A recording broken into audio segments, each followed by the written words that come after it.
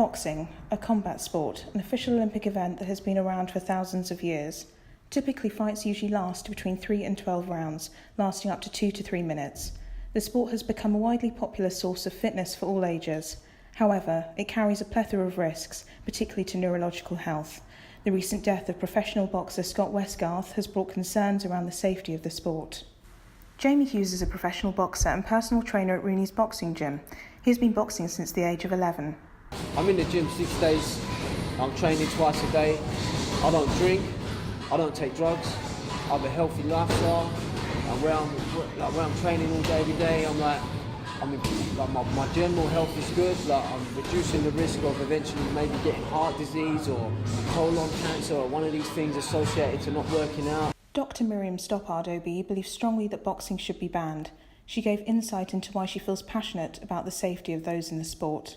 Any activity which is called a sport, where your aim is to injure, maim, and according to the rules of boxing, render them unconscious, I think that's tantamount to violence. I think boxing is a violent sport. It's predicated on violence. And I think as a society we deplore violence, but we're trying to justify it in the area of boxing where otherwise it would be considered a crime. Jamie believes the positives outweigh the negatives. I think boxing gets a lot of criticism. There are plus sides to boxing. Like I said, obviously, like my lifestyle's healthy. I don't drink, don't take drugs, all these things as well. I think the pros, they outweigh the cons. I think in the long run, I think when you actually think about it, I don't know how many people have actually got brain damage, but there's not like every boxer that's ever lived is like brain damage. Mark Burford owns the Ring Boxing Club. He's a professional boxing trainer, manager and promoter. He spoke of the health of boxers. These guys know exactly what the risks are, and they're generally super fit kids as well. And I think also it's a bit of a silly way of approaching the topic because these guys are highly skilled professional athletes. If they were taking that much punishment, they wouldn't be able to do it, would they? Do it for round after round after round. Miriam argues that every punch causes the death of brain cells. With the blow, the soft jelly-like brain inside the stiff bony skull gets rattled in the brain, and that causes bruising, it causes microscopic tears in brain tissue, it causes hemorrhages, and worst of all, it causes death of brain cells. And that happens every time that the head is punched. There's a lot of safety involved in boxing. So every year, once a year, I have to go and get a brain scan.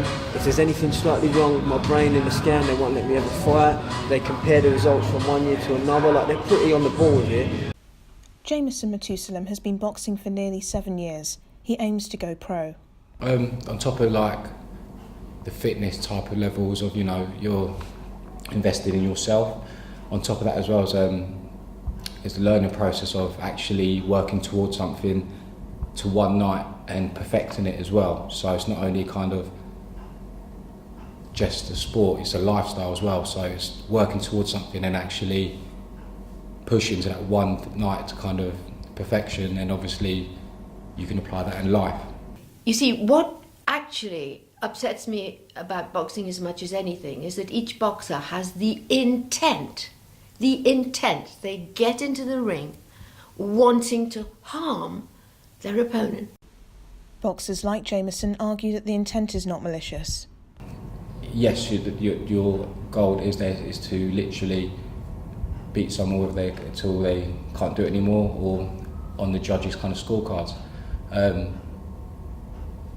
Yes, there is malicious intent in a sense, but at the same time, I don't think what gets highlighted is the kind of respect between fighters and knowing what we all go through. Mike Tyson said, "I always go for the tip of the nose because I want to drive the nasal bone into the brain." Now, if that isn't barbaric, I don't know what is, and it is so dangerous. There are substantial risks, but also a plethora of benefits boxers get from the sport they love. Ultimately, the decision of stepping into the ring and weighing up the risks is in the hands of the boxer.